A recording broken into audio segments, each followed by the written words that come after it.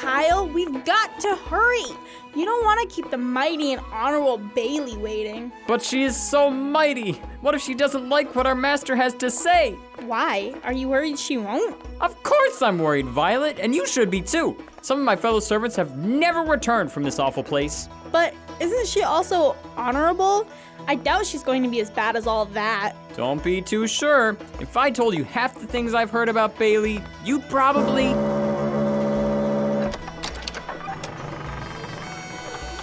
No need to knock, I suppose. Come on. I have a bad feeling about this.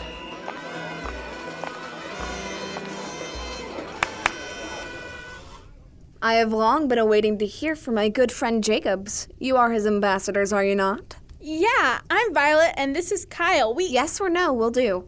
Well, yes. I see. Well, I assume you have a message for me then? Oh, yes, we do. And a gift. A gift? What gift? I do hope it's not one of those gag gifts. Lionel knows I can't stand jokes. That was a joke. Continue. Greetings to my good friend Bailey. I hope you are well. I'm fine, thanks. What did you get me? I have sent this message with a gift. It is a radio. Fully working and shall serve you well. He's giving her the radio? That can't be! Violet, you're reading the wrong message. I suppose this gift is sufficient. I will put it alongside my favorite decorations. But don't you want to listen to it? Listen to it? Yeah, you press this button and it plays programs and songs, like this. You're not gonna get a better bargain than this, Mr. Jacobs. $14 for a rundown radio that barely works. You can't beat that. I'm sorry, Bailey. I just don't think that deal is in my best interest. What do you mean? It's $14. You know how much you can buy with that? That's like 3 boxes of the best cereal in the world. That's like a decent pair of sneakers at Mighty Mart. Really? Well, that's quite a deal on sneakers. Yeah, it's their buy one shoe, get the other free deal. The problem is, Bailey, I just bought shoes last month. I think I'll be fine. But that must have cost you. And how would you like to make that money back by selling off an old piece of furniture? Hey, Mr. Jacobs. Bailey? What's going on? Good morning, Kyle. Bailey's trying to buy the radio from me. We were just agreeing on the price. You're selling the radio? You mean the radio? The one that you guys listen to every Saturday without fail because it's the coolest thing to do and probably will be for a long time? That radio? Yeah, that radio, Violet. Sounds like the price tag just went up, Bailey. Great, just great. Now what am I gonna get my dad? Your dad? Yeah, I've gotten all the rest of my family and friends gifts for Christmas, but as always, Dad is the hardest one to buy for. You got me a present? Sure, give me 5. Merry Christmas. I'll treasure it always. Can you buy him a tie? That's usually what I get my dad for presents. Yeah, my dad doesn't have a fancy tie or go to anything really fancy. I think I saw him try to put on a tie once. Mom had to cut it off of him at the end of the night. Why don't you make a list of things your dad likes? Maybe that will help you find something he would enjoy. Things he likes? Yeah, he's gotta have something he thinks is fun. True. Can I get a piece of paper and a pencil, Mr. Jacobs? You know where I keep them. And while she does that, I'm gonna listen to the radio. Me too.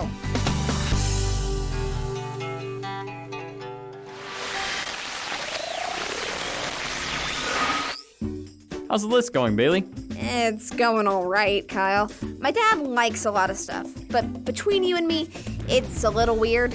My dad's the same way. Mr. Jacobs, I have a question about gifts. Oh, well, I'm afraid the radio isn't for sale, Violet. Actually, I was thinking about something that Kimberly was talking about last week. She learned that the whole idea of presents came from the wise men giving gifts to Jesus when he was just a little baby. That's true. Is there something you don't understand? Just that it must have been nice to give God presents when he was with us. I was wondering if, since he's back in heaven, is it possible to give him presents? Yeah, it kinda is his birthday. It would make sense. That's a very interesting question. The short answer is yes. The long answer is that I can think of 3 ways that we can give God gifts. Oh, I didn't know there were that many. Yeah, is there a website option or something that sends your gift to God? Not quite, Kyle. The first way I thought of was by giving to your church and other ministries. For thousands of years, people have been bringing their gifts to help pastors and missionaries live and spread God's good news. This kind of giving goes all the way back to the very beginning of the Bible, and there are many laws talking about how God wanted these gifts to be given. Wow, picky much? It is a little specific in parts, but I think God was just making sure that his people knew how important it was and that they would have to be paying attention and not just acting like they cared about it. Okay, so that was the first way to give presents to God. What about the other two? The next way that I thought of was giving to those in need. Verses all throughout the Bible tell us that being a friend to the friendless, standing up for people that others don't care about, and providing food and shelter to the hungry and homeless is very important. In fact, in Matthew 25, God says that whatever we do to these people, we do it to him. I think you've said that kind of thing before, and there are a lot of charities that ask for donations around Christmas time. Yeah, they're making it easy for us to give presents to those who need them, and that means that we're actually giving those presents to God. What's the third way you thought of, Mr. Jacobs? I'd have to say, I'll be right back. And talk about cliffhangers. What do we do now? What we always do while we're waiting for Mr. Jacobs to get back. Already on it.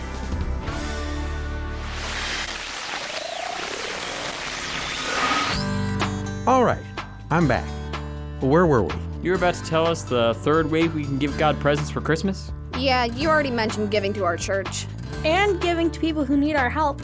That's right. And the last way I was thinking was by living for God. Living for him? That sounds like a cop-out. What do you mean? I mean, what could be easier than living? Just eat, sleep, and breathe. Pretty basic. I don't think that's what he meant, Bailey. I'm with Violet. I think Mr. Jacobs meant living the way God tells us to. And that's right, Kyle. In Romans 12, God kind of gives us his wish list. Things like living with humility, love, kindness, and peace are on this list, as well as forgiveness and doing what is right. Oh, that's not so easy. No, it isn't. That's why God starts off this chapter by telling us to let him change us. When we do, he helps us see what he wants us to do. If we follow what he wants instead of doing what we want, this chapter calls that being a living sacrifice, or in other words, a living present for God. It's the gift that keeps on giving itself. Nice. Does that answer your question, Violet? Yeah, I think so.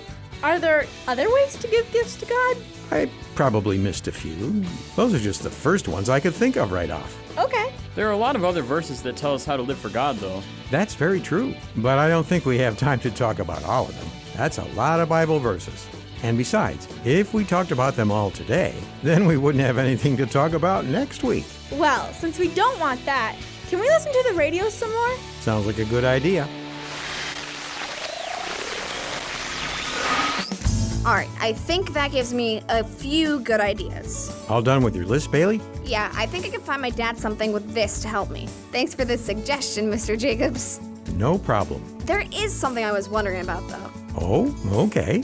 We've been talking about all of the things God would like for Christmas, but I want to know if there are any gifts that he doesn't like. Why would you want to know that?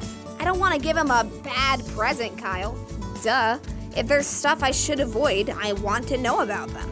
That makes sense. It does make sense, Violet. And I can think of a couple of chapters that can point us in the right direction. Just two? Well, just to get us started. The first chapter is Proverbs 6, where it gives us an anti-wish list. Things that God hates and we should avoid at all costs. Huh. I didn't know anti-wish lists were a thing. Well, it is in this chapter. So what does it say? Yeah, what are these things God hates? Starting in verse 17, we find stuff like pride, lies, plotting, and murder. Not to mention wanting to do bad things and make trouble for others. You know, I kind of got the idea that if we just took God's wish list and said the opposite of everything, it would look like this one. It's true, but the other chapter that I was thinking of gives us something else to avoid. In chapter 5 of the book of Amos, God tells people who were giving gifts to him that he hated what they were bringing. Wow. That sounds like a bad situation. Yeah. What was wrong with the gifts? Oh, the gifts were fine, but there was something wrong with the gift givers. They thought they could do whatever they wanted, but give God gifts so he would bring them good luck.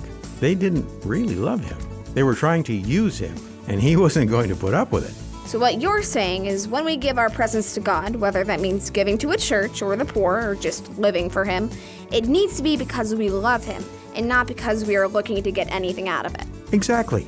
I wonder if I mess up like that sometimes. I know I have. It's a good reminder for all of us to be careful and make a change if we aren't doing the right things for the right reason. Yeah, well, speaking of the right things, I've got to go to the store and see if they have anything that matches this present idea list. Want any help, Bailey?